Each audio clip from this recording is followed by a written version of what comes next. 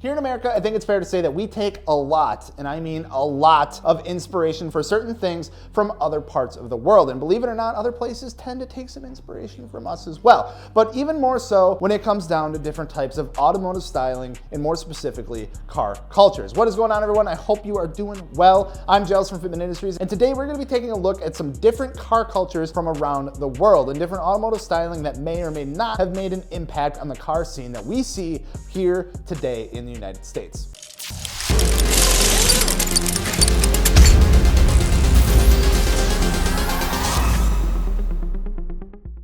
Now, before we go ahead and just jump right into this doozy of an episode, don't forget to subscribe. And if you haven't checked out our giveaway that we're doing right now with Airlift Performance, you may want to do so soon. The new apparel that we dropped is going really, really fast. It's running out quick, so make sure you go check it out. Pick up a hoodie, pick up a t-shirt, pick up a jacket while you have the chance. Get entered and win a free Airlift Performance 3P air suspension kit. Let's start off somewhere a little local, a little place called Los Angeles, California. What started in the late 40s and early 50s by literally chopping springs and shaving frames eventually ended up evolving into what we know today as the Lowriders. Near the end of the 1950s, the introduction of hydraulic suspension was able to get around the newly enforced California Vehicle Code at the time, which made it illegal to operate any modified car that had a body part lower than the bottoms of the wheels. By using hydraulic suspension, cars were able to change their ride height with just the flip of a switch. Sounds pretty familiar. This practically saved the lowrider scene and allowed it to thrive throughout the 60s and the 70s. GM chassis were some of the most popular choices to go to, as their X-Train chassis were quickly adapted and refined to accept the hydraulic suspension. Whittier Boulevard was essentially the location for the entire lowrider scene throughout the 70s, and still to this day holds a lot of that to itself. And even though lowriders have evolved and spread to other parts of not only the country but the world, a lot of the lowrider scene still holds true to what it originally was. Low and slow was the name of the game. Big cars with loud paint jobs and airbrushing that is in an art form basically of itself. Dayton's and some of the wildest interiors, just impeccable attention to detail. These cars were a massive extension of the owner's personality and can be expressed throughout the entirety of the whole car. There are still a ton of people who build and love lowriders, and some of the cars that we see show up every now and then are just out of this world. And I mentioned the trend expanding outside of the US, and that is true. Believe it or not, Japan picked it up, as there were a lot of people in Japan who became quite interested in the whole thing. People started importing the cars to Japan. There was an entire magazine released in the 80s, Lowrider Japan, and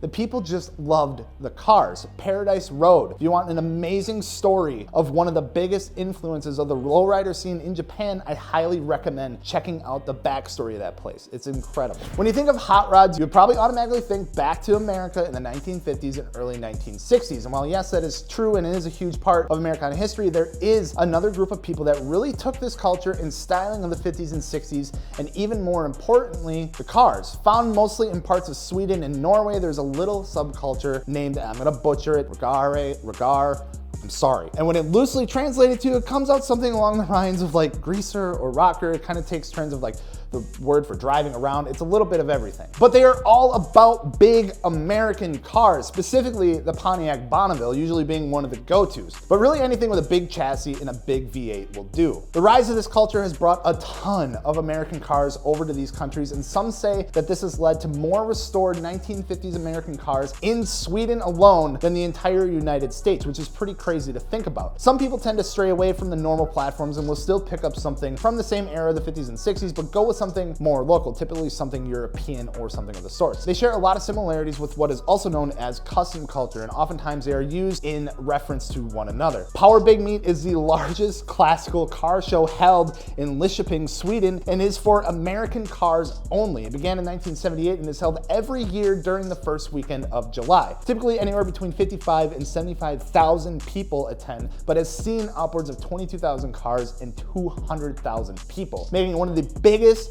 American car meets in the world, which I think is pretty damn cool. Now, if there's one country that not only the United States, but every other part of the world have taken massive amounts of influence from when it comes to modifying vehicles, and that would be Japan. Now, we could literally start an entire series diving into each car subculture that Japan has to offer, but for the sake of this video, we'll do just like a high-level overview of some of the more popular ones. Kyusha, or classic style, is by far one of the most subtle subtle groups out of the bunch. Typically when we think of some of the trends and stylings that we pick up from Japan, it's something very loud and very crazy. But there are still enthusiasts who enjoy the more like simpler things, light modifications and keeping the cars classic, in other terms, simple and clean. There are other classic car cultures in Japan as well, and they all seem to start to overlap at some point, and they each have their own differences, but mostly they fall under that same Kyusha style or classic style, and people know what you're referring to when you say that. However, on the complete, and I mean complete opposite side of that, we have one that you probably all know about, which is Bosozoku. These cars are not hard to miss, as they're typically accompanied by massive fender flares, a front chin spoiler so big that you could sit down with a couple of friends and have a beer with, a crazy exhaust, and a massive wing. Bosozoku traces its roots back to the early Japanese biker gangs of the 1950s. Otherwise known or translated as violent speed gangs, these guys were the rebellious bunch. They didn't want to conform to whatever was happening with society. They wanted to ride their bikes and raise as much hell as possible, and they modded the shit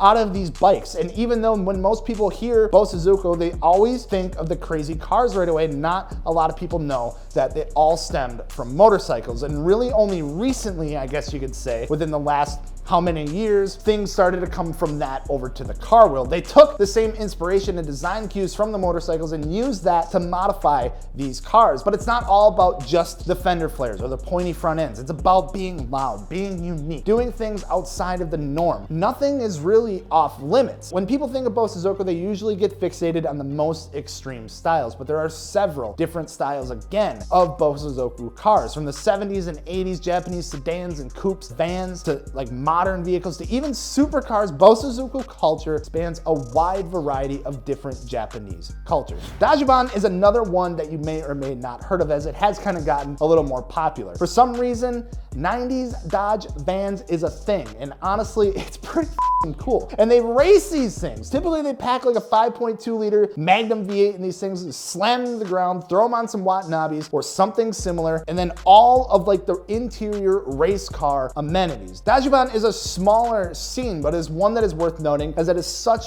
a unique niche that gets a lot of attention, probably because it's just like 90s Dodge vans, and it's kind of badass. And then the last part of the extensive Japanese car culture that we're gonna be talking about today is one that we've seen quite a bit of inspiration by, especially here in the United States, and that is Oniken, otherwise known as Demon Camber. As the name would suggest, these are the cars that are running the insane amount of negative camber with a wide wheel setup. Here, what we would regularly refer to as stance or VIP, or a mixture of like VIP and Bifu style, or whatever it might be, mostly stems from this style. And honestly, it is probably one of the most controversial trends that has taken over the car scene within the last 10 years or so. And the reason behind that is because that's basically what it is meant to do. There really is no functionality, purpose to it other than to turn heads and to give a good shock factor. This style has spread through a ton of different cars and has had other twists thrown at it, but at the end of the day, it's all about the camber and all about the fit. There are truly a ton of different car cultures and car trends out there from around the world, and we could literally sit here and talk about it all day. There's just that many. Some that take inspiration from one another, and others that are just completely out on their own, doing their own thing, and they're all very interesting in their own way. So